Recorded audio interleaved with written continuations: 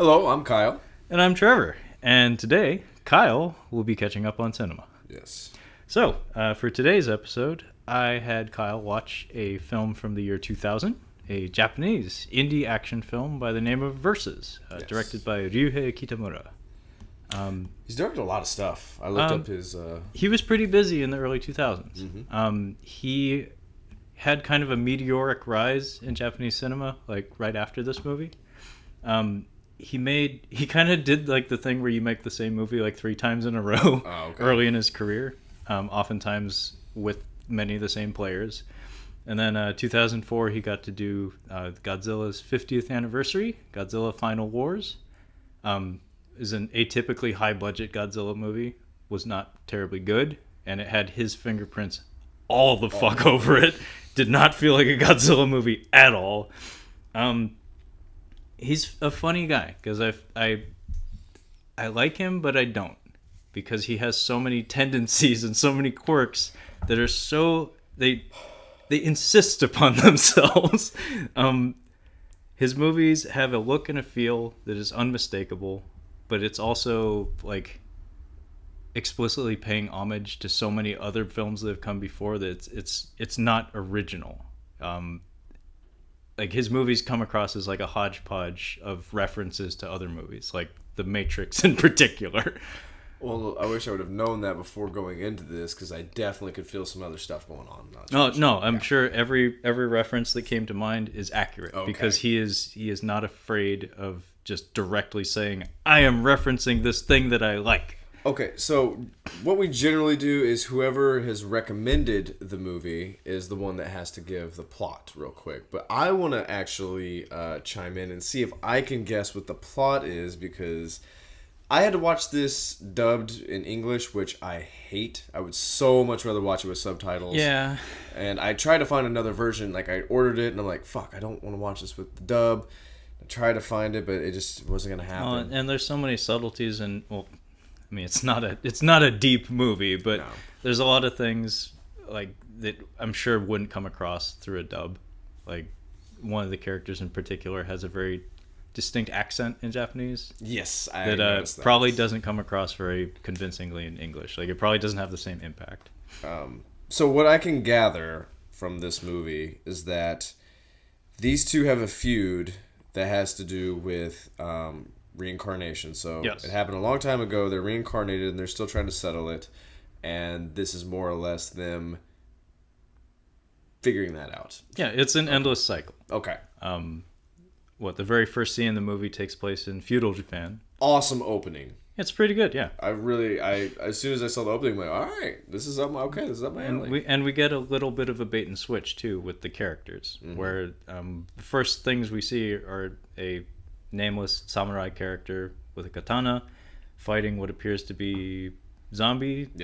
Yes, zombie samurai. He does some tricky sword work, cuts them all down. We get a very heavily inspired by anime overhead shot of everyone dropping at the same time as he puts his sword away. It's beautiful. It's cheesy, but it's awesome. That was something I noticed watching this. I'm like, I'm feeling some anime in here. Oh, no doubt. And I'm like, there's a chosen one coming up somewhere. Yeah. But what later happens, though, is that this samurai character comes across an evil priest-looking guy who takes him out in one stroke. But then as he's laying dying, we see another character with a brimmed cap standing off at the distance in opposition to the priest character. And we never really see his face, but it comes into play later. Yes. So it's hinted that first guy we saw doing cool stuff would be important. He's not. Well, he's not, because I actually thought about this when we come back to the characters. He was bald. He was kind of balding a little bit. Well, that's samurai haircut. Like, that's typical. But Tak, the main character, that's what I thought it was.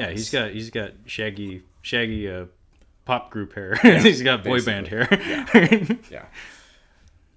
But yeah, that was more or less the gist there. But if you wanted to dive in a little bit deeper with it. So we had our little prologue sequence, but the majority of the story takes place in present times. And we're introduced to 2 convicts who are escaping into the wilderness.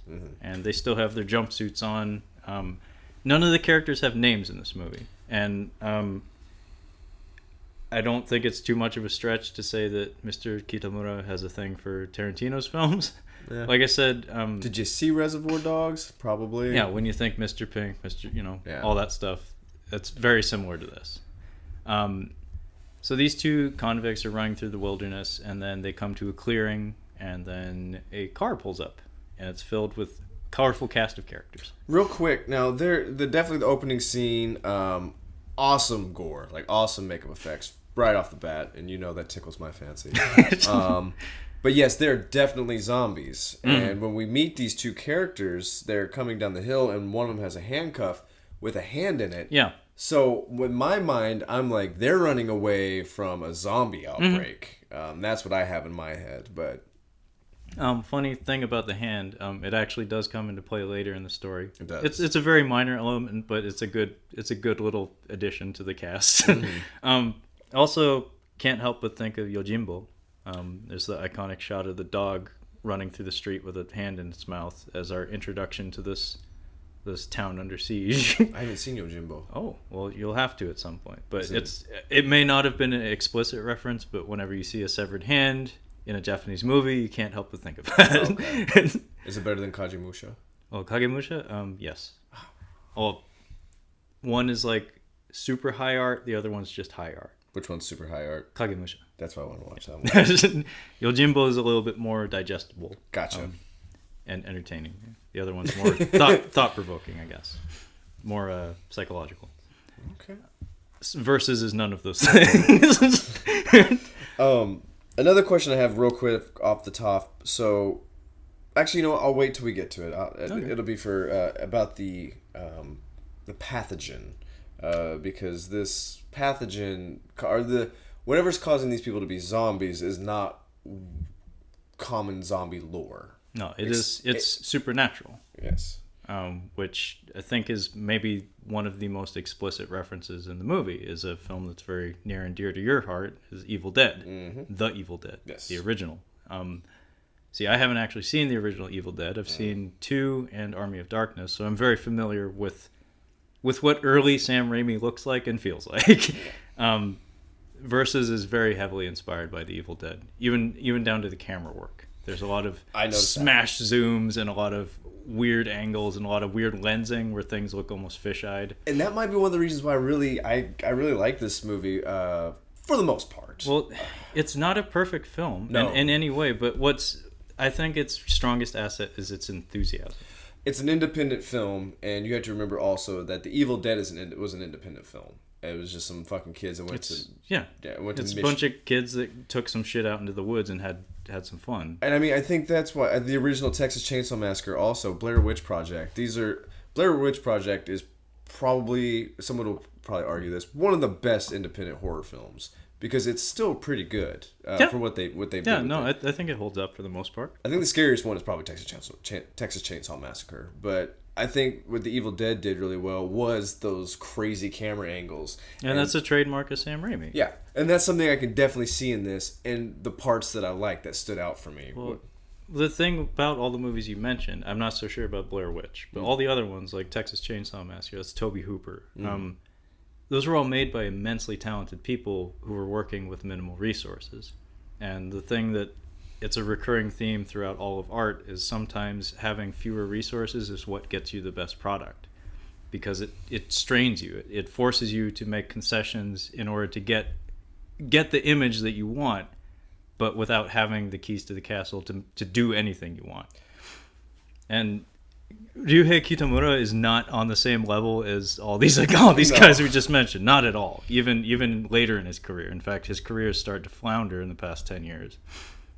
He even got to make an American film at one point. And what's funny about his filmmaking... What American film was it? Midnight Meat Train. Oh, I don't know starring that one. Bradley Cooper and Vinnie Jones. Oh, wow. Based on a Clive Barker novel. I've actually watched it, and it ends with a fist fight between Bradley Cooper and Vinnie Jones. You just hurt my head. That's a lot to process. So the man who is now up for Oscars likely this year, Bradley Cooper. For what? A Star Is Born. The fuck is you haven't heard of this? No. You're going to be sick of it in the next couple months. Yeah, I can believe it. I think it just came out this week. What is? It's a remake of a remake. It's a classic Hollywood film. Anyway, Sorry. it's gonna win Oscars. Probably. Lots of them. But yeah, Bradley Cooper and Vinnie Jones having a fist fight in New York. But yeah, Ryuhei Kitamura. It's funny because his style feels American, even though he's very much a Japanese film director. You can tell that his cinema passion, like his inspirations, were probably American films. And as far as talent is concerned, I feel like his enthusiasm is what carries him. Mm-hmm. He's kind of like Kevin Smith, I guess, where it's like he's always in it and he always cares about what he's doing, but the technicals and stuff like that sometimes escape him. In Kevin Smith's case, it's like literal technicals, like how to handle a fucking camera in an editing suite. In Kitamura's case, it's like subtlety and storytelling precision. But in terms of like camera work and lighting and stuff, he knows his shit. Exactly. And one of his trademarks is camera movement. Mm-hmm. He was actually criticized a lot for excessive camera movement. Like, it feels like he needs a fucking tripod sometimes. And he also got kind of gimmicky at times because he got wise to the fact that he was being like regarded in that fashion. So one of his movies, Azumi, it's a ninja movie, came out like 3 years after this. Very high budget, actually a lot of fun. It has this rotating camera shot, and I'm sure you noticed how often the camera rotates in this movie. It has a vertical rotating shot that feels tacked on as can be, where it's just like we built this rig just so we could do this stupid fucking shot that adds nothing to the storytelling and actually slows the pace of the film. Well, you mentioned Tarantino, and I think that there was a couple of shots in here that reminded me of Kill Bill, specifically like the when you have the eyes going back and forth, and that's something I saw quite a bit in here. But isn't that Tarantino borrowing from more Japanese filmmaking? See, I can't actually point to a distinct example of that. Like, I can't reference an exact film that he would be referencing in that instance. But there's a genre of film in Japan called Tokusatsu. It means like special photography, basically. Tokusatsu is nowadays it's like children's television. So what it is Power Rangers, Kamen Rider, Ultraman. So things analogous to Godzilla, but not Godzilla. Gotcha. So think like live action superhero shows where people do like fanciful martial arts moves. Yeah, I'm thinking Power Rangers. No, now. you can see. I can see the shots now. Yeah. And in Tokusatsu shows, these all got their start in the late '60s and carried on and like kind of hit their peak in the early '70s. Mm-hmm. They did these like the editing techniques in these shows are hilarious because they'll do these things where like Kamen Rider will be fighting a monster. Then the actor will like bend down and jump. Yeah. And then the camera will like zoom really quickly. And then it'll zoom and he'll be like on top of a cliff and they'll zoom out really fast and it gives you the impression that he just leapt like 100 feet.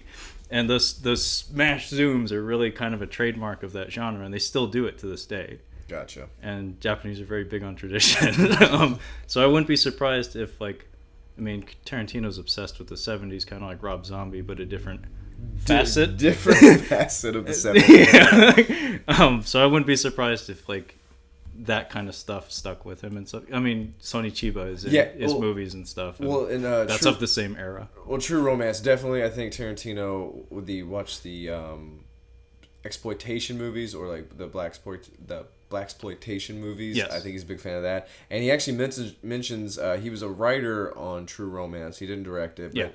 But Christian Slater's character invites, I think she's like a barfly, to watch 3 Sonny Chiba movies. And that is purely Tarantino injecting himself into the script. Oh man, you should have to watch. Because I don't think that's a sentence that's ever been spoken by a human being other than him. I've been meaning for you to catch up on True Romance for a while, just because. I know you've been teasing me with that for a long time. Has your brother seen that? Oh yes, of course. Does he really like that one?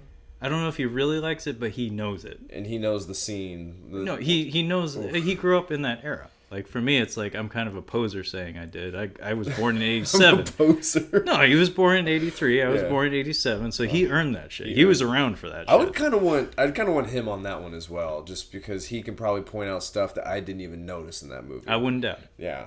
He's good at that. Runs the family. He helped us figure something out on... he got something out of the dark backward. The dark backward. That is not something Kyle and I could have done on our own. Nope. We would have just been raging for 2 hours. If it had been the two of us doing that podcast, it would have been a completely different podcast. Oh, yeah. So, try to get back to this real quick. So, it seems that for the dead to reanimate, he explicitly tells us that blood does not get these zombies to reanimate. And then I'm like, is it an airborne pathogen? But it's supernatural. It's supernatural. Purely supernatural. But I do like how the characters get spit on with blood, and in zombie lore, like, oh, you're fucked. Like, if you've got a scratch and that blood gets in, you're done. You put way more thought into it than I did. But I noticed that because I'm like, if these are zombies and they're spitting blood, I'm like, that's how you transfer the zombie. Well, it was my understanding that just the location. It is just like hallowed ground, basically. But he's also telling us this isn't how, like, I know these are zombies, but it's the ground that they're on. It's not blood. And I thought he does it a few times. I'm like, okay, he's telling us, he's holding your hand through this a little bit. Like, this is the ground we're on. Yeah. So actually, if I recall, I'm not sure if this was on your version of the movie, but on mine, the first shot is actually a text slide. It was going fast. Yeah, it went really fast. Basically, it says there are like 444 portals to hell. 666 and... Well, mine said 444. There's 666, and then the 444th. Oh, it's the one in Japan, in the forest. One in Japan, okay. Yeah. So, there are 666 portals to hell, and the 444th one is located in the forest that our convicts are escaping from. It's called the Forest of Resurrection. So these I didn't assume they were Yakuza, but the credits say Yakuza leader. I'm pretty sure they're supposed to be. Yakuza leader with butterfly knife is the one he's credited. He's the MVP of the whole movie, if you ask me. Did I tell you my Total Recall story? What? I did to my brother. No. I was watching the Total Recall remake. That's one we could cover. The Total Recalls back to back. Fuck me, really? Yeah. You want to do that? Is that worth anyone's time? No. You just have to not watch the second one. It'll be fine. But I was watching Should just make it up on the fly. And I think his name is John Cho. He's from Harold and Kumar Go to White Castle. I'm not sure what his background is. Korean. Is he Korean? That's what I was assuming. But he has... in the movie, he has blonde hair, a neck tattoo. He has those two things, and then he's dressed kind of... Got the loose collar. He looks like not a square character. Okay. And I text my brother, I'm like, never trust a Korean guy with blonde hair and a neck tattoo. Which was super racist, and it was just... but it's also true. It was, I don't trust anybody with a neck tattoo. Yeah, no fucking kidding. Anybody with a neck... I mean, if you got a neck tattoo, that's fine. Just know that people don't trust you. You scare them. But he's got blonde hair. Like, he just reminded me of Kakihara. Yes. He reminded me of him, and that's who I had in my head. Ichiro the Killer. And totally off base, but real quick. Yeah. But my brother's text back was, "You're watching Total Recall."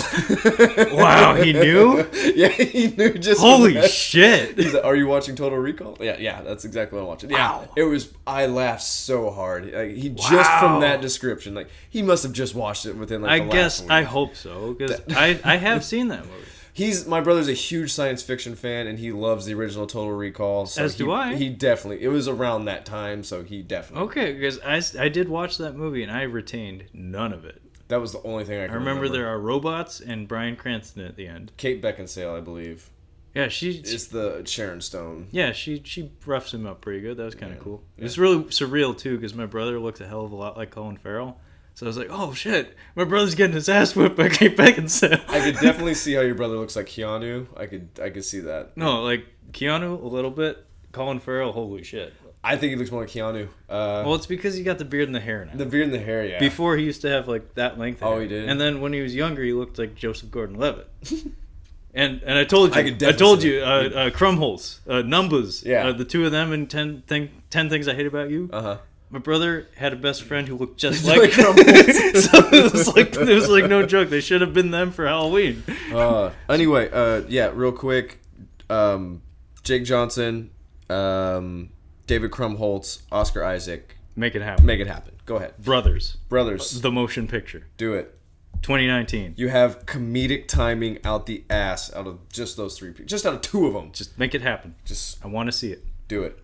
So, our Yakuza roll up. Yes. And again, none of these characters have names, so fun fact, I saw this movie for the first time when I was 13 years old. Okay.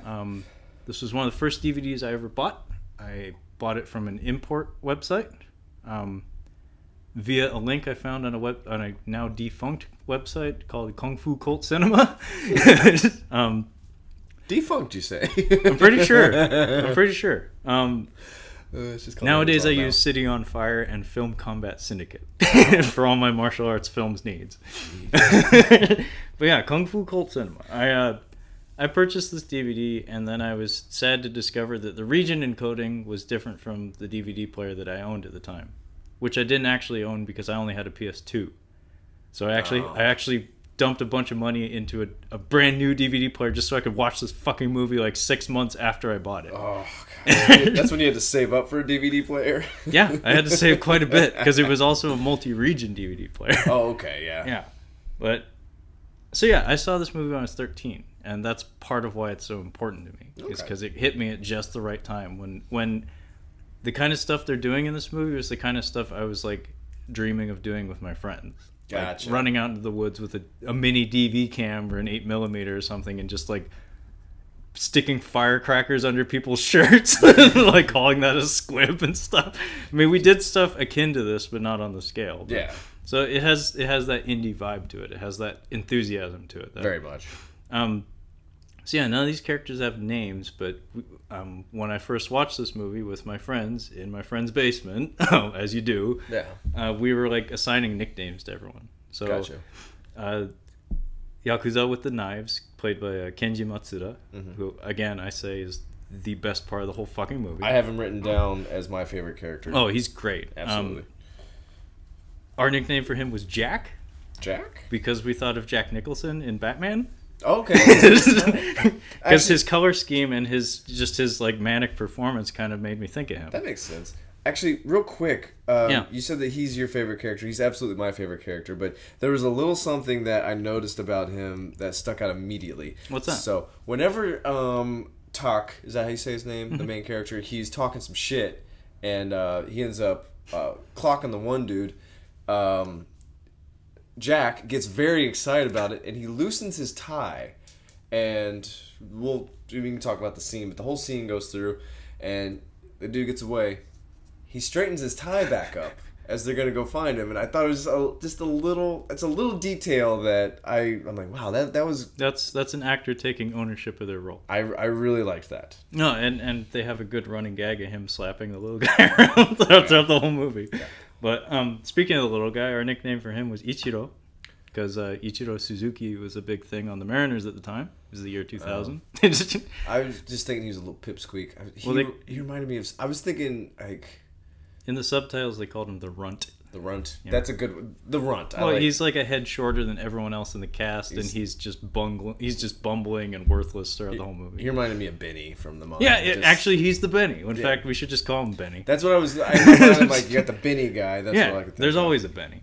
And then we got the glasses guy. He looks like that kid from the guy from Little Miss Sunshine, There Will Be Blood. He looks like his character from The Girl Next Door because he wears big glasses in that movie, and he's got the same haircut, like the same Harry from Dumb and Dumber haircut. He's got the same. Yeah, he has a very stylish way about him. It's a very tropey character where it's like he's the guy that has like the slick glasses and the hair swooped off to the side. He comes across as very cold and emotionless.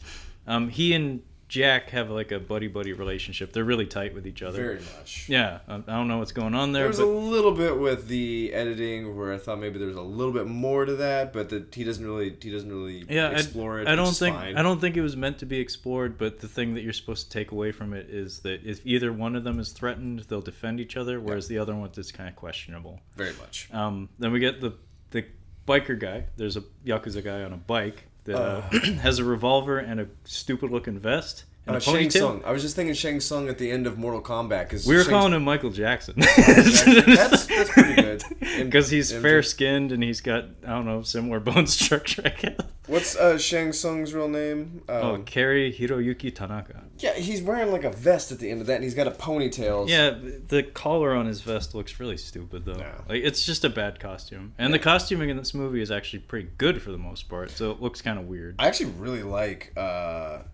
Jack's suit. Like, oh, yeah. It's very stylish. No, they put that together really well. Some of the kimonos in the period sequences are pretty well put together, too. Like, in general, the costuming's good. Oh. But, and I think the last member of the group is the actual leader who makes his exit immediately. Really quick. So, did the Yakuza bury all their dead out here? Or was that just that was just poor planning on their part? They didn't realize there was a portal? Yeah.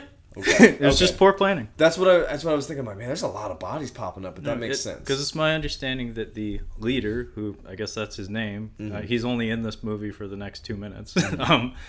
The leader and the actual villain of the film, the priest, played by Hideo Sakaki. The man. Yeah, the man. It's my understanding that he contracted them and they don't know him. I was thinking it was... I don't understand the Yakuza very well, but from what I can gather, it seems like you have a head, you've got about 12 big dudes, and then those 12 big dudes have another guy underneath them who has a team that I would assume that does all their stuff. I thought that the man was that one underling from one of the big guys. See, I would have thought that, except for none of the other characters show deference to him, which is a big no-no in any Japanese culture. Like if someone's above you, you respect. He brings along his band of a couple of ladies, and then no, they're actually with the Yakuza guys. Oh, they are. Mm-hmm. See, that's why I thought that he was with. That's why I thought he was Yakuza. That's why he may be. It's again, the storytelling is not the strong point here. It's more energy and visuals. But they're very afraid of him. That was the thing. He's like, our orders are to do this, and they're. I mean, and at least half of the group is very intent on following those orders. Like Michael Jackson, for instance, or Shang Tsung. Shang Tsung is in the flashback sequences, in the feudal Japan sequences, he's shown to be fighting with bare hands, and he's supposed to be like the honorable one among the group. Yeah. And sure enough, he's the one that when things are starting to go tits up, he's the one that wants to keep doing the mission. Which brings us to the plot. Some shenanigans happen when it's revealed that the Yakuza brought a young lady with them. Who's wearing a Princess Leia getup, but with like gray pants. She's wearing white. It's probably symbolic. Yeah, but she's got this big old belt and like a feather necklace, and then gray pants. Gray pants. I'm guessing what happened was they wanted her to like have no pants. But she probably got in the woods and was like, "Hey, we're in the woods. I'm not wearing a fucking skirt in the woods." For like a month.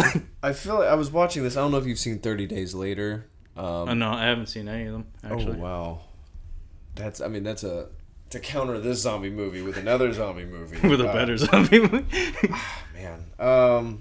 That might be up there. I already have what he's going to watch for the next episode, but that's up there. Jeez, I guess they're making a running list. But I feel like I definitely know there's filters, but this... Was there a filter in the beginning of the film? Because I feel like there was a very similar filter for 28 Days Later. Well, not 30 Days Later. 28 Days Later. Yeah.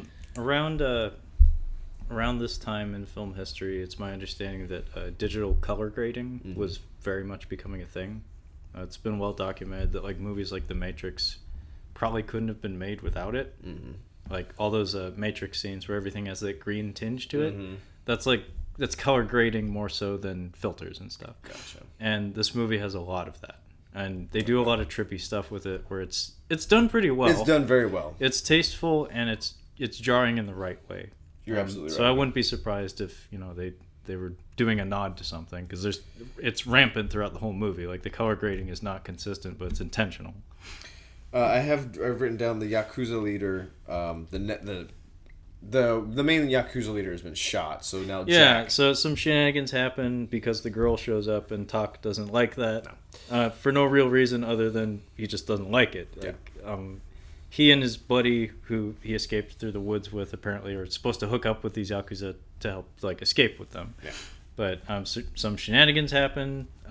Tak grabs hold of Benny, uses Benny's handgun to blast the Yakuza leader. Big old blood explosion. He goes down like a sack of potatoes. We get a Mexican standoff because it's the year 2000. Yep. And throughout all of the 90s and the early 2000s, guns... If you had a gun, you had to point it at someone and have witty dialogue. Absolutely. It's just what you did. And then during all the confusion, though, the Yakuza leader stands up. And everybody's kind of shocked by this. Yeah. And he starts trying to choke people. And it turns out he's crazy fucking strong. And all of his buddies start shooting him. And it doesn't seem to be slowing him down. And very conveniently, Tak shoots him once and blows a big old hole through him and he goes down finally. Jack actually reminds me of Kakihara a little bit. A little bit. I don't know if this is maybe something having to do with Yakuza or maybe just Japanese filmmaking. It seems like he is not taking life seriously. He does not give a shit. He is just, I'm going to die and I'm going to have the most twisted fun along the way. And I feel like Kakihara's character in Ichi the Killer was similar to this. A little bit. I feel like... Less flamboyant with it, but... Yeah, I mean, that's a pretty high bar. But I feel like... I mean, this is all assumption on my part, and this blind assumption, is that the reason why that trope is so prevalent is because it's so distant from the Japanese social norms. Is a freewheeling, free-spirited character who's very exuberant with his emotions and his reactions to things. Japanese culture tends to favor subtlety. So being ultra flamboyant and devil may care about things it's so taboo that it makes the character stand out radically, even more so than in an American film or something. Well, just think of what he's wearing. He presents an image of an uptight high society person. Yeah. But inside he's batshit crazy But the color scheme, so everybody else is pretty much just wearing black. Yeah. Everybody's wearing some very, very plain clothes. And he has a little bit of color. Yeah, he's got green. He's got green and he's got purple? he's got a multicolored tie. Yeah, he's got you notice it. It's very noticeable. And his hair is styled and kind of has a little bit of a wave through it, it's kind of curled. He stands out. He definitely stands out. Yeah. And the actors from Osaka and the accent that he has is known to be a little rougher than typical Japanese. When they dub people from Osaka, Kansai dialect, a lot of times English voice actors will put on a southern accent. Oh, really? I always thought of it more as a Brooklyn kind of thing, but that's my interpretation. But it's pretty common to see someone put a twang on it because it's more rough around the edges. Whoever was doing the dub, he was hard to dub for whoever was doing this, because when I was watching it, I tried putting on subtitles, and then I'm okay, I'm just going to have to watch the dub. And then later what I did with the movie was I muted it, put on the subtitles, and I put very distant, because this was pretty much a 90s film. Yeah. I put on it's probably filmed in the 90s. Yeah. Some electronic. I kind of put a faint electronic music, some kind of dubstep-ish kind of thing, just in the background, and it actually helped out a lot, because I you couldn't put it up with it? I can't stand the dubbing. It's so bad. It just drives me nuts. But I persevered. I trucked along. It was mostly at the end. That's when I did it, because I'm there's not going to be a lot of talking at the end. It's going to be a lot of... We'll get to some of the subtitles I have written down. There's some really cool subtitles in here. But I figured, this is going to be more about the action. There's not going to be a lot of talking. I can probably just put on subtitles and have some music playing, and it'll be just as much fun. Yeah. Well, it's funny you mentioned the focus on action. This movie's actually very long. It is long. It's over 2 hours, and it's a indie action, a very ambitious indie action movie.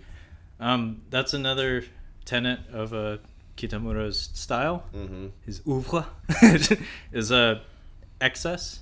His movies almost universally tend to run long, and it's to a fault.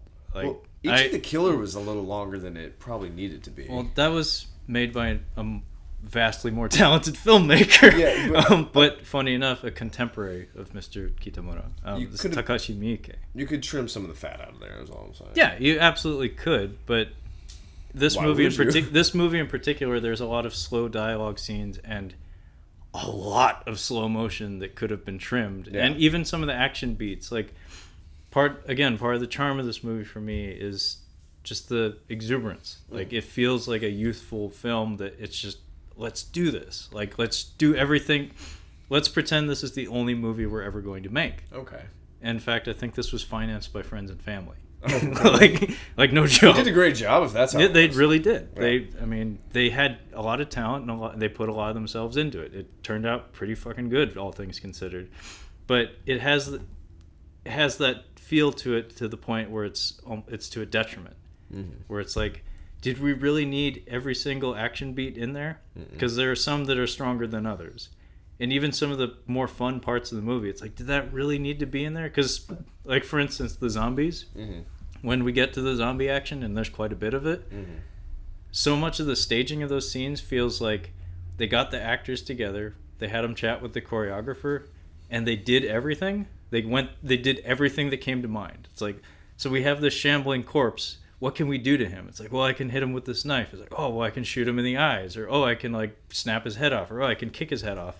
And they filmed all that, and they insisted on putting it all in. Putting it all in. Whereas, a more structured production, they probably would have cut things out. But in this case, it's just like, it's so much fun. We should just put it all in there. See, I think we could have cut a majority of Benny's scenes out. Oh, yeah. No, absolutely. He's mostly worthless, and they cut back to him a lot. They cut back to him a lot. A lot. And I'm like, he's doing nothing for the story. You could have cut out most of them a lot of them just bumping into each other in the woods. And there's like endless conversations between Talk and the girl that just drag on and on and on and on. She's not a very good actress either. You can kind of skip through. Yeah, you really can. If they had a chapter skip button, they should definitely like isolate their conversation scenes and just cut around. You could trim this down to 90 minutes easily. Easily. It's not even hard to do. No. But yeah, so they all split up, and everyone flees into the woods. Another one of my favorite scenes is where Yakuza leader Jack, he's standing out there, and he's basically telling them that they need to spread out, and he does. It's hard to do, but just put your fingers up in the air like they're guns with like 2 fingers and your thumbs. Put them straight up in the air, arms at a 90-degree angle, and then just extend out real quick. And that's what he does. Just. Boom.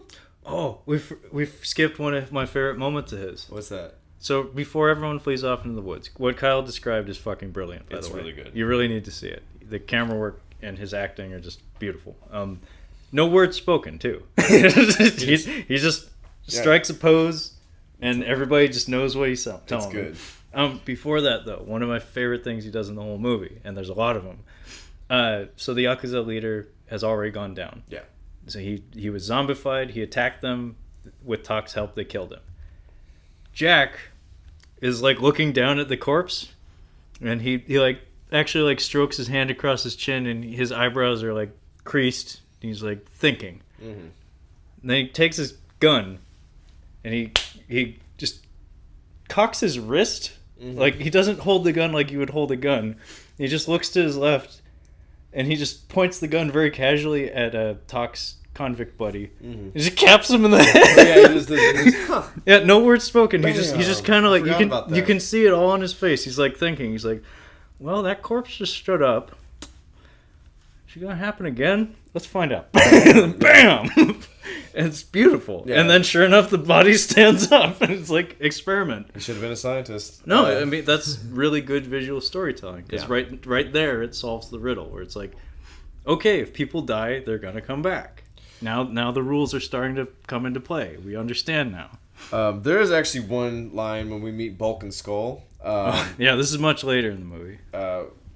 where I'm actually kind of glad that I had the dub on instead of subtitles, because I most likely would have missed it. Oh.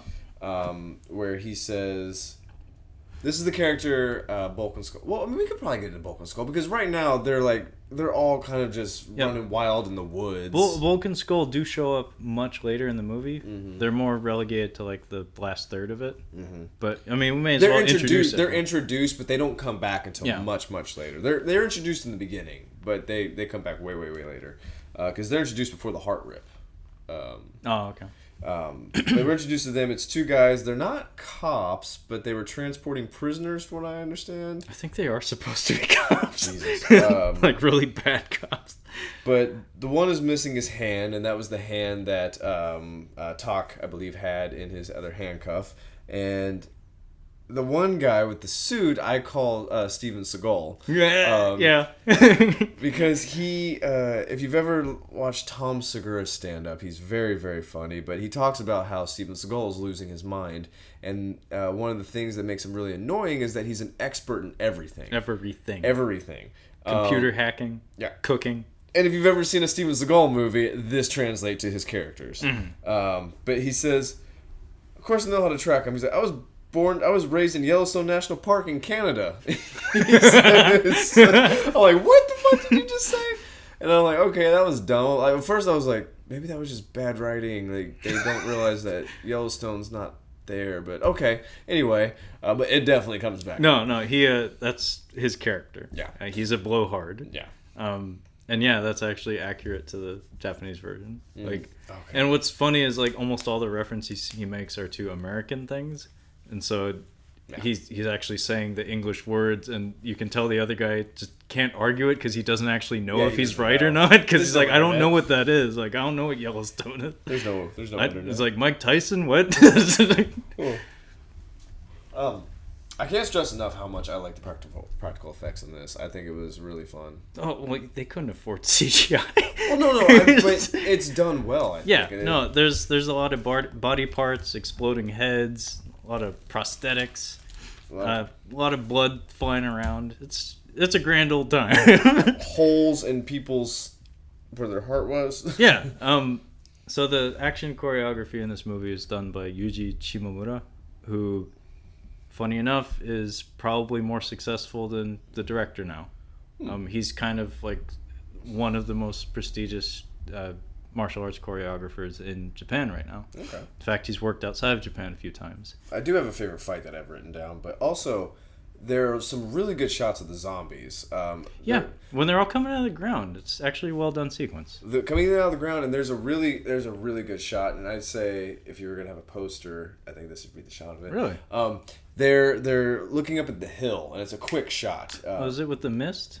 There's a little bit of mist, and they're they're kind of walking down the hill, and it's you can tell that these are zombies and that they're coming down the hill, and it's just a really nice quick shot of them coming down the hill a little bit. And I'm like, that was really good, and they have some really good shots, especially the angles that they have on these guys. Well, what's fun about the zombies in this movie, and this also leads into the choreography as well, is the zombies are not a legitimate threat for the most part. They're just kind of an excuse for a fun action scene. And like I said about the style of presentation in this movie, it kind of feels like they got together their band of stunt players and put them in makeup, and then had all the actors just do shit to them for like a whole day. And so everything that came to mind, like especially Jack's scenes during the zombie ambush sequence, he is not even pretending that they're a threat. No. Like, there's one part where he has his foot posted up on a tree, and he's like, he has his gun like resting on his kneecap, and he's just like barely aiming, and it's just slowly walking towards him, and he like blows out its eyeballs just for fun. And then he keeps trying to get his knife action in there, and keeps getting interrupted. Yeah, it's beautiful. Again, he does not care about his own life. He's just there for fun. Yeah, no, like. He's portrayed as a bit of a sadist. Yeah. Like Kakihara. Yeah. Oh, he cuts up the one dude. Yeah, he's definitely a little twisted. Yeah, no, I mean, there's a reason he keeps whipping out the knife every chance he gets. But around this time, though, we get a one-on-one fight between Tak and Shang Tsung. Yes. This is where we learn that Shang Tsung is the honorable member of the group, because he has Tak at gunpoint, and he tosses his gun away, and we have our hand-to-hand. Classic hand-to-hand fight, which Tak's character is supposed to be like an anti-hero throughout the whole movie.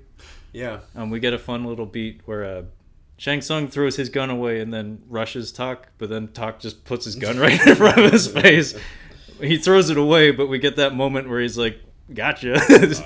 And this also begins the running gag where every time he has to do something violent, he knocks out the girl, which I thought was kind of cute. Yeah, he does not like her. Like, he saves her, but begrudgingly. Oh, when she falls down and he sticks out his hand. Jeez, he does not like her. He's telling her to shut up. Just shut up. Yeah, he's just kind of... Well, he even confesses that I didn't save you. I just kind of like acted in the moment and you came with me.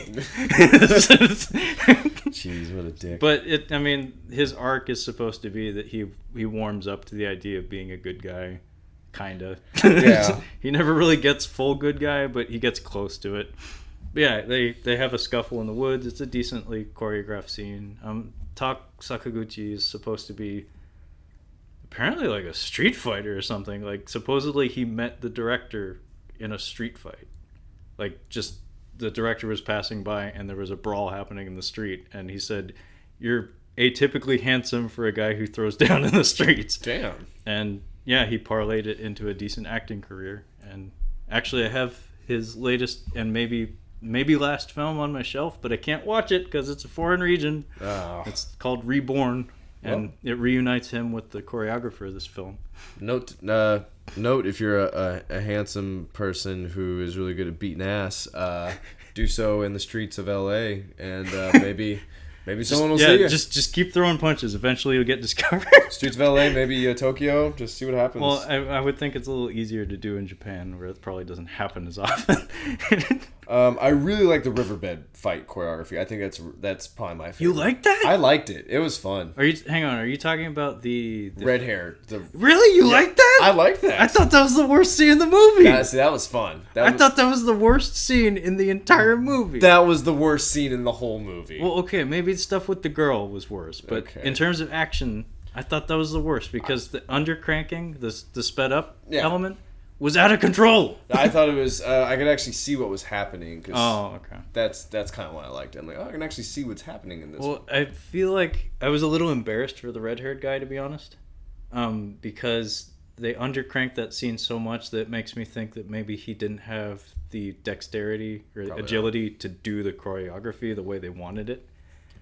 So it's like the editor betraying the actor. It's like, fuck your performance. It looks like he could have been in a Blade movie for some reason. Well, I'm guessing he was like a breakdancer or something. But yeah, the red-haired guy is one of the super zombies. Yeah. Because this movie has super zombies. So in the beginning of the movie, we have our first group of Yakuza. Mm-hmm. I think they're, on the whole, infinitely more interesting. Yeah. That's just my opinion. Maybe because I've seen the first half of this movie much more than I've seen the second half. Well, begrudgingly, Benny is in there way more than he should be. Well, I think it pays off at the end, though. His interaction with Bulk and Skull is hilarious. Oh. Like, I love that scene where he steals the rifle and runs off into the woods. Yeah. But so partway into this movie, at this point, Tak is thrown down with Shang Tsung. He accidentally runs across Jack, Glasses Guy, and Benny. And Jack has been itching to get at Tak the entire movie. Yeah. So they have a little throwdown. Jack gets some fun knife moves in there. It's mostly a fist fight, but with Jack having two knives. It's a decent little scuffle. Mm-hmm. And then through some shenanigans, Tak escapes. Shang Tsung gets fucked up by Jack. Yeah, Jack cuts him up. It's real mean. Basically, the idea is Tak escapes, and Shang Tsung still wants to complete the mission because he's supposed to get both Tak and the girl alive. Yes. Jack just wants them both dead. And Jack disagrees with him to the extent that he puts bullets in his back and cuts up his face pretty good. Glasses shoots him, and then he cuts up his Glasses face. shoots him. And he doesn't kill him because he's like, I want you to die slowly so you don't turn into one of these things. Exactly. Yeah. Which is kind of a fun line. And at this point, I think that's when Benny accidentally shoots Glasses. Yeah. Which causes a rift in the group. So Benny takes off on his own. Glasses and Jack are together. Sang Sung's dying. Yeah. And talking to the girl. So we get, I think which introduces us to the main villain of the film. So this is what I wanted to ask about the filters now. Yeah. Because I'm like, okay, there's definitely some kind of filter, or what'd you call it? Color grading. Color grading. So color correction, color grading. So when we're introduced to the man, it turns to a blue filter. Mm-hmm. It's very explicitly a blue filter. Yeah. And I'm like, okay, so what are we using this filter for? Because we definitely later use a red or some kind of orange filter. Orange, yeah. Two times, and for the in scene, which is I really liked that filter on there. Also, the longest sword fight in cinema history. I mean, my God. I looked at it. I'm just kind of looking like, that's 10 minutes. 10 minutes later, we're still fighting with swords. Like, God damn. Yeah, so what is the significance of the blue filter? I think it's supposed to convey that he is otherworldly. Because he's very clearly supernatural to some extent. Like, he sees things other people can't see, does things other people can't do. Yeah. He drank from Egg Shen's bottle or whatever. Yeah. So the man, played by Hideo Sakaki, he and Tak Sakaguchi have both worked with or is it Tak Matsumoto? The two of them. You were asking the wrong person. The two of them have worked together with this director often. Okay. His second movie, so he's like Bruce Campbell and Sam Raimi or Ted Raimi. Well, again, this is where the Tarantino thing starts to get in your head a little bit, where it's like, hey, he has his typical players. I'll have mine. Kevin Smith. I'll have mine. Yeah, it's like, oh, that's what the good American directors do. All good contemporary American directors do. I'll do that too. So yeah, these two actors, the lead and the villain. There's a movie called Alive that's on my shelf. I think it was his second movie that they cast the same two people, but they reversed it. I keep seeing that movie when I walk over here. For those of you who don't know, Trevor has an extensive collection of name tags and hairnets. He has an extensive collection of Blu-rays and DVDs. Spatula City! And I keep seeing Alive over here when I walk. I just walk over. It has a distinctive font, so it's easy to pick out. So, yeah, but I've been to ask you about that. Yeah, that's an example of him kind of trying the same shit twice, where the end of that movie is the two of them going at it, except for Tak is now the villain, and Hideo Sakaki is now the protagonist. Why do directors keep using same actors? Comfort, probably. Just if you can anticipate someone and you know their rhythms, it's a lot easier to get shit done. Yeah, okay, that makes sense. But yeah, he's worked with these two quite a bit. In fact, Hideo Sakaki is also in Azumi in a small role, as is the guy who plays Benny. Oh, okay. He plays a monkey ninja. He looks like a monkey ninja. He does look like a monkey ninja. He's yeah. But yeah, our villain, the man, I guess, he's got big poofy, like wavy hair and a goatee. He looks like another Japanese actor that I can't think of who it is. He looks kind of like the guy who plays Kakihara. Yeah. I kind of thought it was him for a minute, but I'm like, it's not. He looks a little different, but yeah, he looks like another actor. Yeah, it was a stylish look at the time. He shows up, and at the same time, we get introduced to the second group of Yakuza. There's a pretty fine lady. She fine. A red-haired guy. Less fine lady. A less fine lady. That's the best way to... A less fine lady. And is there anyone else in there? For objectifying women, yes, that's pretty much... Yeah, I'm sorry. Yeah, that's it. I think that's all of them. So yeah, they roll up, and they're all with Jack. Mm-hmm. And the man is kind of swinging his dick at this point, and there's a disagreement. So all of these people come at him all at once, and he shows some supernatural moves that put him... at an entirely different level than these people. So like he does things like catches bullets and hits the less fine lady so hard that she gets pulled away by a wire rig. Yes, she does. A conveniently placed wire rig. Who put that there? Yeah. So at the end of the scuffle, I think he killed everyone.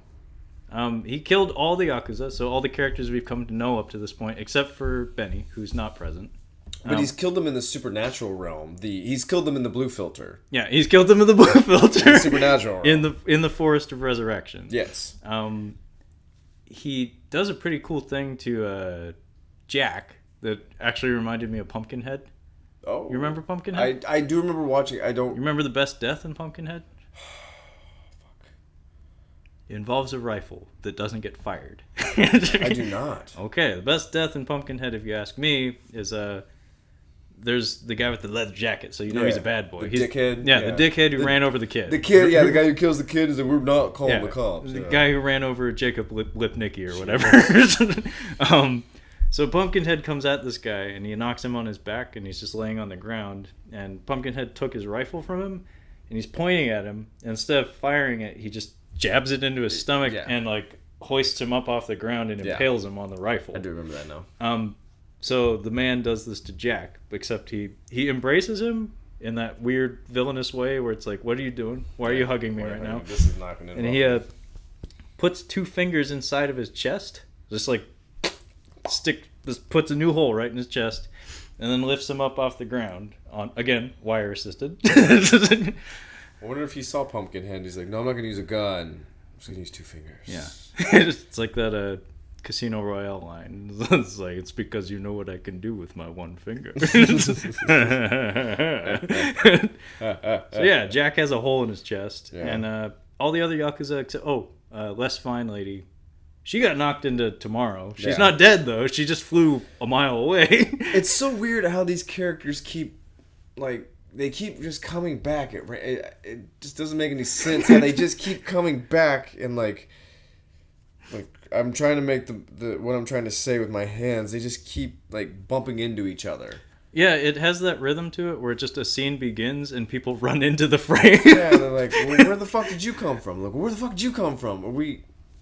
What are we doing here? Well, that's the benefit of filming in the woods, is that the woods just looks like the woods. There's no sense of rhyme or reason to it. It's a maze. Almost entirely in the woods. Almost entirely in the woods, which are probably cheap to film in. Very.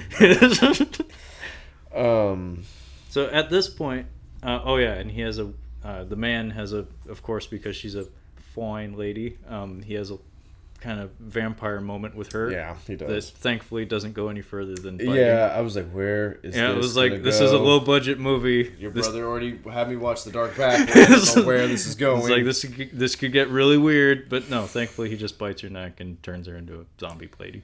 I do like where Jack's character goes from here. Just all around, his character is great throughout the movie. He's a delight every time he's on camera. He's also another instance of where I could see this being an anime because of how his character is. Think Ninja Scroll while you're watching this movie. That's all I could think about was Ninja Scroll. Yeah. Which is awesome. No, it's creative characters that aren't meant to present any real depth. Mm-hmm. They're just there to serve a purpose. That's all I need. And Jack is just there to be entertaining. Bulk and Skull definitely show back up. I have my notes here. Yeah, so Bulk and Skull are... They jack a car at one point? Yeah, okay, so real quick, Bulk and Skull, if you are not familiar with the 2 dipshits from the Power Rangers, the original American series. Yeah. Who the fat it's guy... basically skinny funny guy and fat funny guy. Yeah, fat They're funny both guy. Buffoons. Who are the Abbott and Costello. Combined IQ of a shoebox. And that's all I can think of these 2 guys because... So this guy, Steven Seagal suit, he is a master tracker, master of all the martial arts, as he said, and he was a top breeder, and so he has a great sense of smell. He also has reflexes that are like 500 times faster than Mike Tyson. It's so funny. My reflexes are 5 times better than Mike Tyson. Well, funny enough, Steven Seagal has now shared the screen with Mike Tyson. Oh, jeez. In China Salesman, which came out like last year. I feel like we should definitely do something with Steven Seagal movies. I don't know what to do with it, but there's something we can do with the Steven Seagal. I think we'll like pass out trying to do that. Like it might take 48 hours. I think we might be able to just bring our favorite Steven Seagal movie to the table and just discuss it. I mean, what's it going to be, On Deadly Ground? I think I would say Under Siege is the best movie, but his best movie, I mean, as far as entertainment, On Deadly Ground is so much. Yeah, nothing can top that. Stupid. The feather to the head. He passes out. He just passes out. Oh. And then he gets in a wrestling match with the bear. It's and great. Michael Caine has Just for Men all over his head. It's amazing how many bad movies he's put out. Michael Caine. You would think because of how he talks and like the movies that he's been in, like he's a distinguished actor. He's put out a lot of shit. No, he's put out a lot of. He's garbage. like the British Nick Cage, I think. Well, he's probably got islands or something to pay off, you know. Jeez. I seen Jaws the Revenge. I can't wait to see. I'm convinced he was just in the Bahamas when they were filming that and was like, ooh, ooh, ooh. I'm sure he wasn't just in Rio. Maybe they filmed. Maybe at the same time. Like he was connecting flight. He was doing Rio. Blame It on Rio, and he was just like, oh shit! Like I gotta wash the stank off of me. I feel dirty after this. I'm gonna go play with this rubber shark. I saw that miner. I saw her naked. I did not like it. He made me look at it. That went Australian. Anyway, so there's a little something confusing about this. So the blue filter, you kind of cleared that up. Was we are being shown he is otherworldly. Because they also use the orange one when he's doing stuff too. Exactly. So the orange filter, the girl is not allowed. She's not allowed where the orange filter is. So what is the significance of the orange filter? I felt like that was supposed to. I felt like that was more utilitarian. Because the blue one communicates like coldness and strangeness. Yeah. Orange, up to that point in the movie, it's a foreign texture. Yeah. Like we've never seen that look throughout the movie up to that point, and it also is meant to represent a change in location. Yes. Because he does transport him and talk far away from where she is. And I think having that color transition communicates it to the audience a little more clearly that we're in a different place than she is. That makes because sense. we do cut back to her and the color grading's different in that scene. It is. So I feel like that was more just like solving a math equation where it's like, how can we communicate this very quickly and easily to the audience that this is in a different place? Well, this is kind of where he's showing him, like, we have a feud that stretches back a really long time. Yeah. So this is where we get a exposition dump where it's communicated to talk who... Exposition dump. I mean, it really takes him a while to explain this. Yeah, the pace of his speech is very slow, and just spit it out. And it's across like 3 different scenes too. It's 3 different scenes. Yeah. This is what Kyle was saying when you could cut a half hour from this movie easily. Yeah, this could be if not 45 minutes. You could make this a tight 90 easily. And it was kind of hard to pay attention to some of these points. I'm like, okay. No, anytime they're talking and Jack's not on the screen, it's a little laborious. I actually kind of just didn't pay attention that much when they're talking because I'm like, I know what I'm supposed to be watching this for at this point. I know what I'm supposed to be watching the fights. I'm supposed to be watching the makeup effects. I'm assuming that's why he recommended this. Oh yeah, all that is immensely creative. Yeah. In fact, and the shots are really good, but you don't need the shots for the dialogue. Even like the plot is kind of clever, but the way it's delivered it is summed up. It's a really fun concept, but the delivery of it's really sloppy. Yes, full circle. It is a good. It is a good. It's concept. A fun idea. And I think if you knock about 30 minutes out of this, you could have done it well. Like you could have for an independent film, especially. But yeah, it's a very kitchen sink approach to storytelling, and it just kind of felt like it felt like Ed Wood's disease, where it's like. These actors at this point, I'm guessing, were his friends. Yeah.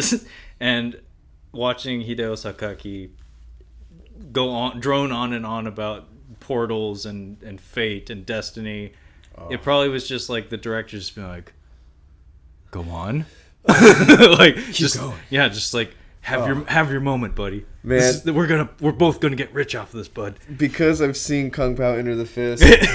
And because I had to watch this with the dubs, I was waiting for the Chosen One, but because the Japanese lady in here, I was waiting for the Chosen One. Because the person they have doing the dubbing for her, I'm like, she's gonna do it. I'm just waiting for it. No, her performance is problematic throughout the whole movie because nearly all of the characters in this movie, again, they don't have names, and Japanese, like mainstream Japanese storytelling anyways, like heavily based in tropes. So it's like the kind of thing where as soon as you see the way a character moves or a way a character talks, you can pick out who that person is without knowing anything about them. And she's playing a role, like a time-tested role. It's like the ultra innocent, like waif, the innocent princess, basically. But she's just not doing it very well. We've all seen it a million times. Colombian lady in Predator. She's just pretty much along for the ride. Well, but at least she has some teeth to her, you know? Yeah. This lady is just there to... I mean, she even trips. Yeah. She even trips in the woods. Yeah, like, she falls down and he has to, like, pick her up. Yeah. And it's like... It's a cultural difference. I get it. The innocent, defenseless woman is attractive to some people. She's doing it. She's playing it as it's intended. Mm-hmm. She's not doing it very well. There's certain... You have one job. Yeah, you had one job. You fucked it up. There's just like certain facial mannerisms and a tone that you're expected to assume. Mm-hmm. Like I could probably play this role better than her because I've seen it a million times. Love to see you in a wig playing this role. I probably could do this better than her because I know what is expected. I can get inside that pervy Japanese brain and know exactly what's supposed to be there. That's why I think that she was meant to not have pants. Jeez. But she probably insisted on the pants because they're in the fucking woods. Because those pants look really out of place. Yeah, it is. Yeah, they are a little out of place. This is a weird gray pants and like this white dress. But we're in the red filter, and I have written down, God damn, I was not expecting that. Where he... Is it the backhand? No. He chops her fucking head off. Oh. Okay. So you're talking about a separate scene. So during the orange zone, during the red filter scene, the man tells Tak, basically he lays out the plot. Yeah. Basically explains, this is the Forest of Resurrection. I need her blood. I'm trying to open up the gates to hell. Yeah. And Tak is very evasive and doesn't give a shit. He could not give a fuck. It's actually kind of charming how little, how he gives zero fucks about any of this. He's actually more Steven Seagal that I think about it because he's giving little to no effort and he's doing really well. He does not give a fuck. Yeah, it's kind of fun how his character remains on the outside of this argument for the entirety until the very end. But we found at the end, yes, we kind of figure out why he's like that. Yeah, but so during this sequence, they get into a scuffle, and the man overpowers him completely. Mm-hmm. They do a cute little editing trick where he knocks Tak out of the frame, and then the next cut, Tak is stumbling backwards, and the man is behind him, and he like pushes him back and forth between himself. It's just a cute little editing technique. So he's like Ermac and Mortal Kombat. Yeah, exactly. It's like Scorpion or Ermac. He's doing teleports. That's fucking so much fun. He's doing the teleport punch. Gotcha. And it's really cute because it costs zero money to pull off that effect. Yeah. But you get through sound effects and clever editing, you know what it's supposed to represent. Oh, it's a penny pinch production. Yeah. The way this scuffle ends, though, is it's actually a really neat handgun trick. It's kind of cool. Tak pulls a gun on the man, and they're both standing on a cliffside. Mm-hmm. And in one just fluid motion, very John Wick / Tom Cruise on a good day, the man just snaps the handgun out of his hands and puts it back in Tak's face and shoots him in the eye. Yeah, and he falls off the cliff. And then we get a callback to the prologue, the feudal Japan sequence. Yes. And it's revealed that the man with the brimmed cap that we saw at the end of that sequence is Tak. Yeah. And the evil priest, is the man. Yeah. So, and then the camera pulls back and we see that there's many other people standing around them who are all working for the priest. Yeah. And as it turns out, they're played by all the same actors, all the same Yakuza actors, all dressed up like in the equivalent of their modern day uniform, but in feudal wear. It's bedazzled, where in each one of his wishes, it's the same characters. It is bedazzled. Yeah, each of the characters playing different. But where's Raul? Actually, that was the only thread Raul was in.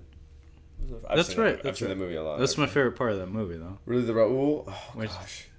When she's talking about her English lessons with Raul. I think the funniest one where he's the very highly intelligent, well endowed. That was the reveal of that was very much of its time, but very, very funny. Very funny, but yes, very much of its time. The basketball player scene was pretty good. Oh my god, I forgot about the basketball. The 110%. 110%, man. Gotta give it 110%. Gotta play one game at a time. Just gotta play one game at a time. in his sweat. Oh yeah, he's so doing cool. the Patrick Ewing sweat. It was great.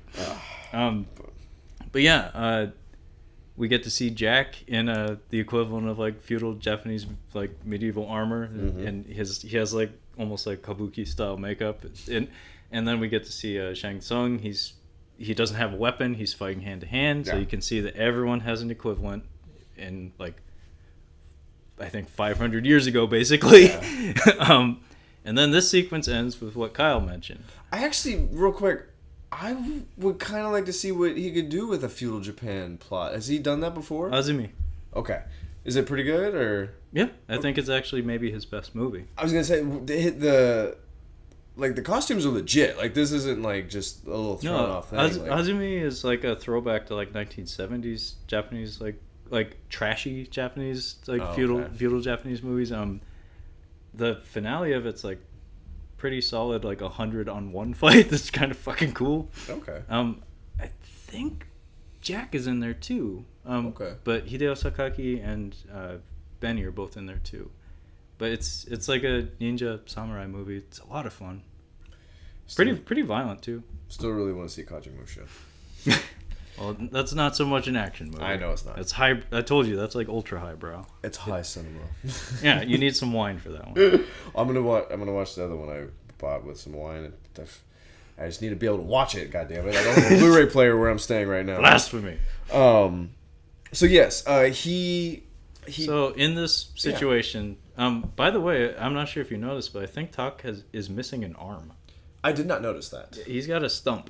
But yes, so it looks like he's about to attack because he's like pretty much surrounded. And they do some good visual storytelling here with his facial acting. Yes. Where you can tell he's like... Olivia Munn, facial acting. My God. Jesus. I digress. But yes, and this one I wrote down, goddamn, I was not expecting that. He turns and chops off the girl's head. So they give each other the high sign, and it's understood that he's surrounded right now. He's missing an arm. He decides to lop her head off to prevent the priest from getting her blood or whatever he needs.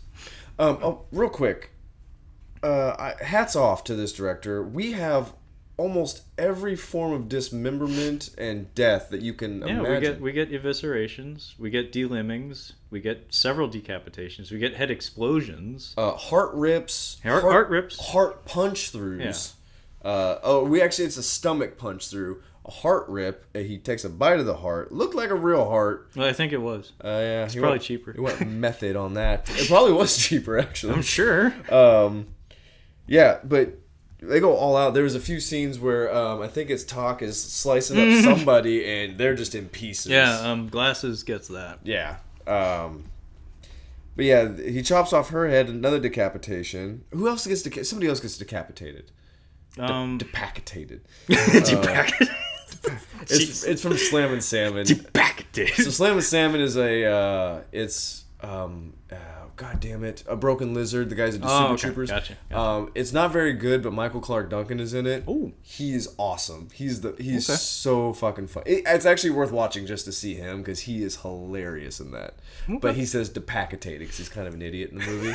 He's pretty fantastic. He's an old boxer who has a restaurant. There he's you go. like, decapitated him. They keep trying to correct him, and he's a dick. He's not having it. He's really funny in that. But Olivia Munn is actually in that.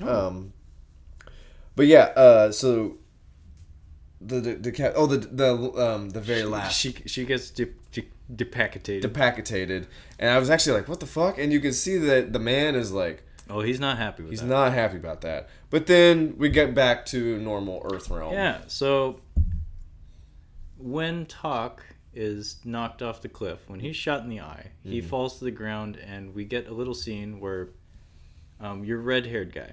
Yes. During the riverbed scuffle, Tak roots through his stuff, and he finds a little folding knife. Yes. He also puts on his sunglasses, which we get a nod to the Matrix. Yeah, I was definitely you look like Neo, bro. It was explicit. So Tak, throughout the entire movie, after the first 20 minutes or so, he finds a leather duster. Leather duster. Absolutely. Like a leather duster. Yeah, a Boondock Saints leather duster. Yes. Or a Keanu Reeves Neo duster. We'll say Neo. It's definitely Neo. It's supposed to be Neo. And then during the riverbed scuffle, he picks up some sunglasses and he puts them on, and there's an electric guitar riff. And you can tell that he's happy with his look, and then we cut to the girl, and she gives him a look, and then he takes them off, thankfully. There's a lot of Matrix references in this fucking movie. Yeah. Like, half of the editing style is inspired by that.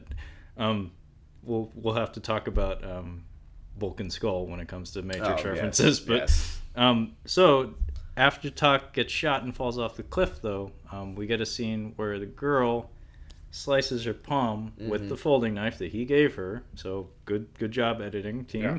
And she wipes her blood on his face, and then she gets abducted by, I think, Jack in zombie form. Yes, I believe so. And which then immediately plays into, I'm guessing, Tak having a flashback, which we just described. Yes. So after the flashback, though, Tak wakes up, and he's now zombie Tak. But he's superpowered zombie Tak. Yeah, so I believe her blood is what brought him back from that. The man has been after this girl because he wants her blood for something. Yeah. And she apparently her blood is enough to bring Tak back. Yeah. And Tak does a Highlander. He calls out into the heavens. Yes, I really like this. This was the green backlighting and thunder, which I thought was really cool. I like how it's just a very little scene, and it's just the rocks behind him are green lit, and he does a quick and then by the power of Grayskull. Exactly. And then his katana, the same sword from his flashback scene, it has a weird hilt with a blade on the bottom. I didn't like that. That kind of made me mad. It's a little distracting. I think it might be, this is new age stuff. We're not fucking around with that pussy katana stuff from back in the day, that classic shit. We're all about that new shit. I'm like, I like the classic, and I think it's cool. Well, it also has a weird hoop, like an iron hoop for his index finger. Maybe it looks like a trigger grip almost. I feel like he saw Blade right before he started I think this came from Highlander, because later in the movie we get a shot of Hideo Sakaki, the man, on his cliffside. That actually the first shot we get of him is standing on the same cliff. So an hour later, though, he went back there. He has a box that he is carrying early in the film, but disappears later, and that comes back at the end. This box, it feels reminiscent of Desperado or El Mariachi or something. Man, he did just beat off to Tarantino, didn't he? I think so. Wow. I'm thoroughly convinced. So he opens this box, and there's a big ass sword that's not quite a katana. It's just some Frankenstein sword that is divided up into multiple pieces, and there's a briskly edited sequence of him doing kata, doing forms, and assembling his sword, which feels very reminiscent of the Kurgan in Highlander. I wanted to say Die Hard, because the one dude, he has to put his hand together. No. It's definitely the Kurgan from Highlander. It's Clancy Brown in his motel room. I got about 10 minutes into Highlander, and I was drinking, and I could not get through it. And I like Clancy Brown. He's terrifying, but I couldn't do it. Okay, so Tak has come back from the grave. He's got his sword with him, and I think at this point the man has the girl tied to a tree. Correct. And we get a long exposition scene where he's taunting the girl, and he pretends to be upset, and she tells him, I already used my blood to bring Tak back, and then he tells her, I wanted you to do that. I already thought of that, dipshit. And it's a well-performed scene, but it goes on and on and on, and it just drags. Pretty much anytime the man is on screen and there's dialogue, it's 10 minutes. Yeah, he's a talker. But he's not even a talker, he's just I'm going to tell you in a minute why you're back. So there's to it. There's a thing that The Rock did on WWF, not this WWE shit, where he was describing some of his past opponents. He was doing imitations of them, and he did one of Triple H. Oh, really? And so he has his mic, he's staying in the middle of the ring, he says, I am the game, and I'm gonna come out and talk for 20 minutes and say absolutely nothing, which was entirely accurate to Triple H's shtick at that point in time. Jeez. How long ago was that? That was probably like 99, 2000. Ooh. Yeah, it was a long time ago. That was when The Rock was the shit and Triple H was just waiting. He was just doing... I think that was before Triple H had married the boss's daughter. He was just doing curls, waiting. He's like, "You're gonna go do movies, dude. I'm gonna own this fucking thing." Oh yeah, and he did quite thoroughly. He did. But yeah, that basically the man is Triple H. Gotcha. That makes absolute sense. Yeah, he's just even the way he fights in this movie, where he buries people consistently, where it's like, hang on, shouldn't that be a fight? It's like, no, I'm totally gonna just smash this dude. I'm just gonna smash him. He's dead. Yeah, but yeah, so that brings us to the climax of the film, which oddly cuts back to Benny and the less fine girl. Yes, what the fuck was that scene about? Yeah, it kind of messes with the rhythm of the movie a bit, because the climax is actually pretty solid, except for these bits, which are funny, but don't belong. Just pull him out. He must have been like hit one of his best friends or some shit. Like, I can't get rid of the Benny scenes. I wouldn't be surprised. I mean, Benny is pretty funny in the movie. Like, there's a running gag where Jack is constantly slapping him. Yeah. Like, everybody's hitting him all the time. And it's pretty funny. And his interactions with the less fine gal are pretty funny, too. Like, she knocks the shit out of him. Yeah, she beats the shit out of him. And he has a omamori, like a good luck charm. That at one point gets shot in the ass. Again, like Benny. Like Benny. Yeah. Yeah, he has a charm. Not as fine Yakuza lady. Yeah. I think might be another nod to the Matrix, because Carrie Ann Moss? Carrie Ann Moss. She is the short hair. She's a badass. She's in the leather outfit. And less fine lady, as much as, I mean, even though we're calling him less fine lady, she's still pretty, but yeah, she's not she's as actually fine pretty, as and I think she's actually a trained stunt actress, and her action scenes are pretty good, and she's portrayed in a dignified fashion, except when she gets knocked out with the wood. What does it say about us that she's portrayed in a dignified way, and we're like the less fine lady? Like, we're assholes. I'm sorry, it's late. Yeah, I was gonna say, he was doing a good job about portraying a couple of female characters. Like, he did a pretty good job of that, not sexualizing them in a movie he otherwise could have. Yeah. And we're just being assholes. Yeah, sorry. Apologies. This scene with Benny and the less fine lady, basically what happens is they cross paths with Bulk and Skull. Yes. The two cops, the one guy with one hand and Steven Seagal cop. I was doing other things while this was happening because I was waiting for the final fight, so I was just kind of piddling around. So I didn't pay attention too much to this part. So basically what happens is they all get into a fight with each other. It's pretty funny. There's a part where the one-handed guy accidentally keeps poking Benny with his stump and hurting himself in the process. Oh, that's what he was doing. And Steven Seagal cop walks up to the less fine lady and like sizes her up and declares that like I'm a fighter, like I'm the best fighter that's ever walked the earth. She knocks the shit out of him, I guess. No, they go at it, and he does a Matrix dodge where he like leans back, and it's wire assisted dodge basically. Gotcha. It's very explicit nod to the Matrix. In fact, I think it's not a coincidence that he's dressed like an agent, as in Agent Smith. Gotcha. And yeah, during the scuffle, Benny accidentally shoots her. And then the cops have a Barrett rifle, a M82A1. I think it's an anti-material rifle. I think it's like a 50 caliber sniper rifle. They just have it in this car that they jacked from someone, and Benny grabs it and starts like brandishing it like it's a knife or something, and takes off into the woods screaming, "Not my fault!" Not my fault. Which he's done a couple of times because he makes a lot of mistakes and shoots a lot of the wrong people.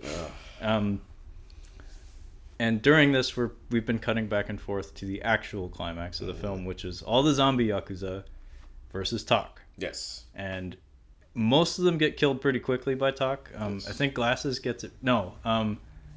We get a nod to Raiders of the Lost Ark, where Shang Tsung, in zombie form, of course, picks up his revolver and points it at Tak and then tosses it aside. And in response, Tak lifts a assault rifle and just shoots him in the face 30 times. So instead of having another barehanded, fair fight, he just blasts him. He just like offhanded, just like whatever. Yeah, like the guy puts his fists up and he just goes. Bah, bah, bah, bah, bah. That was a good scene. That's cute. I like that. And then I think Glasses gets it next. Glasses, very cute scene, has to unfold his arm, because it was like wrenched out of place by the man when he died. He's the one that gets sliced and diced. So Tak whips his sword around and like cuts him into 30 pieces, and it would have been fine, but it's made much better by this shot immediately afterwards where we see a pile of body parts and they're like twitching. If they weren't twitching, it would have lost a lot of impact. But that little twitch, which was probably just people yanking on like fishing line or something, probably made a big difference. Then I think the flying gal gets the hole put in her stomach. Yes, I think that's her. Yeah, she gets a hole put in her stomach, and I'm guessing she was like laying down on a board or something, and they just had a fake body. So you get a nice shot looking through her. That's pretty cool. He looks through, I do believe. Speaking of looking through people, forgot to mention, red-haired guy gets a fist through his face. Yes, that's the one he looks. That's through. A beautiful shot. That is because really you can good. like see teeth in there. Yeah, and then he has like optic nerves. Yeah, he has the eyeballs. He has on the his eyeballs eyes. stuck between his fingers. So the man is disappointed with the red-haired guy after he failed at the riverbed in that horribly sped up fight. And yeah, he gets a fist put through his face, and it leads to a pretty cool makeup effect. Yeah, very, very good. Which I think leaves us with Jack. Yes, Jack is now Blanca, basically, from Street Fighter. I was gonna say he's zombie Toad, like, cause he's the way he moves, like the way he's like. Well, yeah, I guess more Blanca, cause he's kind of going on all fours, but he also has like a crouch, like a Spider-Man crouch that looks like a frog. I think he's supposed to be like an insect. Okay. Because he skitters, yeah. And even his music kind of has like that. There are a couple cool little shots where they have him like up against a tree looking down. That he crawls down the tree. So he's gone like full on, just like Gremlin Man in his performance. And he really like whatever he's like. You need to act like an animal, act like some kind of animal, but keep acting like an animal. So he has all these shots. It's like a good, I see like 30 seconds of him like acting like an animal before he actually goes down. Throughout all these deaths we've been seeing, all the zombie Yakuza gang off, they keep cutting back to his reactions, and he's just like this pissed off little imp that's like drooling and spitting and screaming. So how does Jack get it? Jack is kind of dismissed from the film. It's kind of unfortunate. We even get this really intensely creative sequence where he does a back kick. Yeah. So he's bracing himself on his hands and pushing himself backwards like you do like a wheelbarrow race. Yeah. And kicking backwards at Tak and like pushing him backwards. I think they may have filmed it in reverse with some wires or something. And then he even like burrows underground and like pops up and spins out of the ground like a tornado. What happens though is Benny shows up. And Benny is carrying this gigantic rifle, and he sees Jack in his zombie form, and he tries to shoot Jack because Jack was, I think, the one who shot him in the ass. Oh yeah. And Jack was the one who was slapping him in the face throughout the whole movie, so they don't like each other. So Benny tries to shoot him. The kick of the rifle knocks him across the forest, and we get a very Evil Dead-esque shot of the camera like perched directly against his chest, looking up at his head, going as he flies backwards, and he hits a tree. Get a really cute shot where Tak runs up next to him and is about to take the rifle out of his hands, but stops for a second to punch him in the face, and Benny just like gives this dumb clown smile as blood pours out of his mouth. So Tak picks up the rifle and blows up Jack. Gotcha. Just one shot. It's just an explosion death. Not the best. For the best character in the movie, it's kind of meh. Yeah. Which then leads to Bulk and Skull showing up. And we get a fun little gag where they're yelling at Tak because they still want to like take him back to prison or something. In fact, the Steven Seagal cop actually calls out his serial number. He calls him KSC 2303. Stupid little fun fact that you don't care about. The Raid movies, I think it was the second Raid movie, the main character's serial number, because there's a scene where he's in prison, is KSC 2303. Oh, okay. So I'm guessing the director had seen it. Gotcha. Anyway, we get a fun moment where the one-handed cop is yelling at Tak, and Tak like uses his sword to pick up just a random hand from the ground. I'm guessing it was Glass's hand.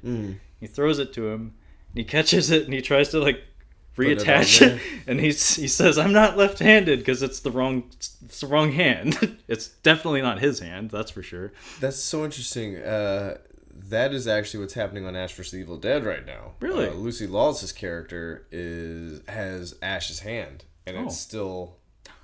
Yeah. So I'm like, oh, what's gonna happen? Hand stuff. It's gonna be fun. But yeah, where are we at? Are we at the longest sword fight in history? Just about to. Okay. So Hand Cop is angry that he was given the wrong hand, which immediately cuts to Talk blowing his head off with the rifle. And then the next shot, though, is Steven Seagal Cop seeing his friend dead and then calling out to Talk, like, I have 500 times better reflexes than Mike Tyson. And he tells him, come on, shoot at me.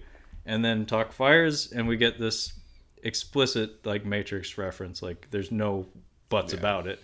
Where we get a rotating, zooming camera shot of this cop doing the lean back and the arm swoops from, Keanu Reeves on the roof in The Matrix, dodging bullets. Mm-hmm. Except he, like, bounces back up and the bullet hits him in his chest and he explodes.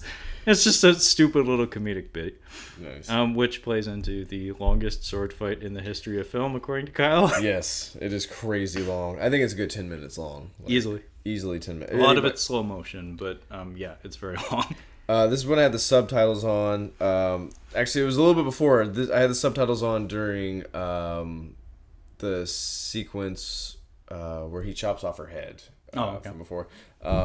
But he stabs somebody, and it says "squishing stabs" is the sound that the subtitles are describing. It squishing stabs. Squishing stabs, and then the next one is ripping and squirting flesh, which I love those subtitles. Like that's really, really good. I mean, that's right up there with like cries in Spanish.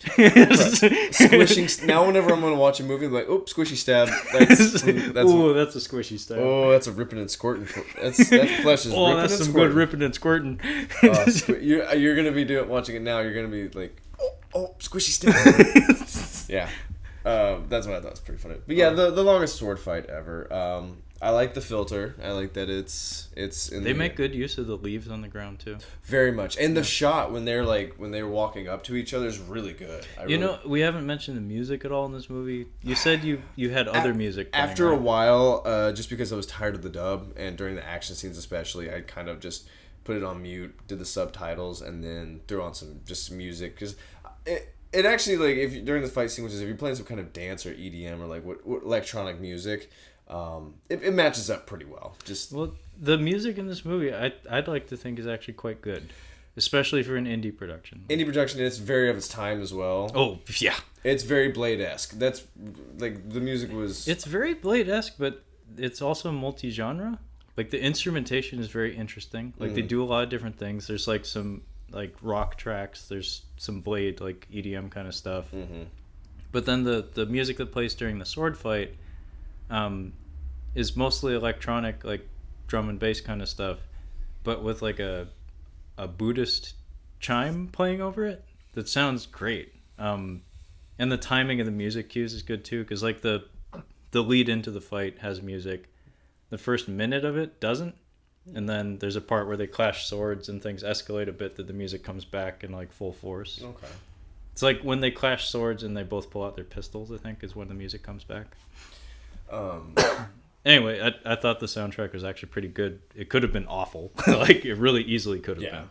It very easily could have been overlooked. The fight was fine. I definitely took away more from the practical effects, the makeup effects in the movie, which I appreciated. And the shots. Definitely the shots. Yeah, I mean, the execution of the fighting is not amazing, but the creativity, the imagination that went into crafting some of these sequences was... I mean, there's a reason why the choreographer of this movie is in high demand now. Gotcha. It's because he's very good at looking at the characters and the scenes that he's working with and identifying what can we do with that. What can we do with it? Even if we don't actually have the tools to pull it off 100%, let's try it. I like the ending. I really like the ending. Oh yeah. So the conclusion of the fight, it's pretty obvious. Talk wins. Yeah, you've seen the movie. He goes Super Saiyan and just wins. Yeah. That happens all too often in movies where I said this about Digstown, where just the final fight, for no real reason, the main character just decides to win. When you get to Digstown, what's his name? The main boxer. Oh, Lou Gossett Jr.? Yeah. He shouldn't have won a single fight. He is old as fuck. He's old, and he is not 200 pounds. No. He is not 200 He plus. should not have won a single fight. Yeah. But yeah, anyway. But yeah, they have a big long fight. Tak wins via decapitation. Clearly. Good This was good because this was I thought it was really good because it's the actual character's head. It's the actor's head. Yeah, instead of creating what would have been a really phony fake head, they just went with using clever camera angles and makeup. Very good. I thought it was very good. The transition between the rolling head and him rolling into frame is very good. Brilliant. For an independent film, it's pretty great. No, it's nothing but good timing and clever framing, but it works. And the makeup too, like it looks legit. Yeah, it looks like it was severed via force. Yeah, because he gets slashed like halfway through the throat, and then he gets a roundhouse kick that knocks his head off. So his neck is like bent to one side. Yeah, it's good. It's a good head. It was a good decapitation. But then So the end takes place 99 years later? 99 years later, all I could think of was Neo Tokyo. That's what I was just kind of thinking. And we get a nice miniature set. I could tell it was miniature, but it's very good. Someone cared. Somebody cared for him, fed him. Yeah. I've been meaning to watch Silence of the Lambs. Somebody's wife has a lot of patience. That's really I thought it was really, really good. But yeah, so we meet again. We have a character walking through. A sword wielding character in a duster. So in silhouette. So we get to a basement with all of our favorite Yakuza characters, but they all look like Cenobites. They all look like Alien Nation. I thought they all looked like Cenobites when I saw them. They're all wearing bald caps. Yeah. And we have Homegirl, chosen one. And now we have a switch of roles. We have the man wielding the sword walking down, and now we have Tak, who is our good guy in the movie, has her hostage. And I'm like, what the fuck is happening?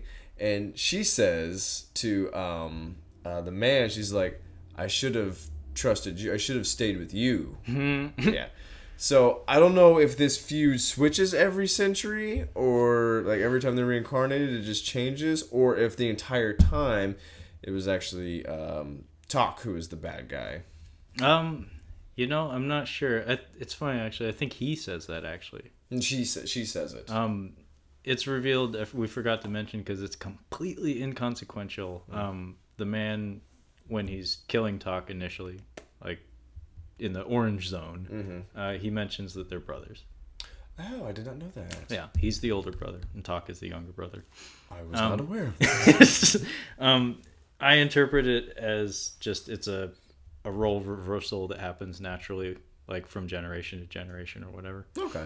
I didn't I didn't look into it really. Yeah. To me, it was just a fun ending, where it's if you're going to have a past revelation and a present one, you may as well have like the cycle continues. Like, well, it was an interesting ending because he says to him, he's like, well, there's nothing really to destroy in this world anymore. Yeah. So let's just fucking end this. Like, I guess maybe let's try it again. Like like let's just cut this short now. Yeah, it's an eternal struggle. It's like I thought it was a good ending. It's a solid ending, and that miniature city.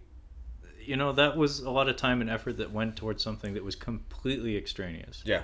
Because otherwise the ending would have been the girl and Tak escape on a motorcycle. She mentions to him that, like, you are a zombie, so if you leave this forest, you might die, and he doesn't react. Yeah. And then, like, cut to credits. That could have been your ending. That would have been fine. That would have been a fine ending.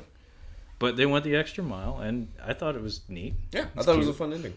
And cute little detail, the credits are in English. Oh, I didn't even notice that.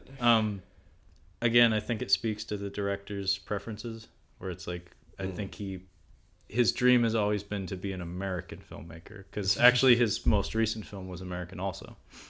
Well, as Robert Evans said, it's the American film industry is the greatest that's ever been, and it will probably be the greatest ever. No, I feel like Ryuhei Kitamura. I feel like his filmmaking sensibilities are intrinsically American. Mm-hmm. Like I feel like growing up, he probably latched onto our movies more so than the movies made in his country. As well, he should. And I think he went to school in America too. Oh, okay. Not to say that there aren't good Japanese movies. I'm just saying they're excellent. It's just when you watch his movies, you feel more influence from our stuff than theirs, and it's interesting. There are incredible foreign films, but at the volume at which America pumps out movies, you just can't keep up. Well, and low budget here doesn't mean the same over there. Like, True. Like even like things like, I mean, El Mariachi that's an extreme example. Like that was a dirt cheap film. That was like $7,000 or something. But like The Evil Dead and stuff, like that's low budget. But imagine low budget in a different, like a foreign market. It's probably even lower budget. Yeah. Well, I wonder how much Cannibal Holocaust an independent film? I don't know. I can't imagine there being a lot of money put into it. I would think it was an independent film because I mean technically Nightmare on Elm Street was an independent film. Is that the greatest independent film of all time? I think in terms of profit margin, maybe. Yeah, I mean it launched a pretty shitty franchise, but I say that not have seen any, like between 2 and 5. I've only seen 1 and Freddy versus Jason. I haven't seen any of the rest of them. Yeah, you can't talk. Then. But I've seen pieces. There's a video game, and I remember where Freddy's dancing across. I'm like, I saw where that franchise went. Well, I mean, now he's in Mortal Kombat and stuff.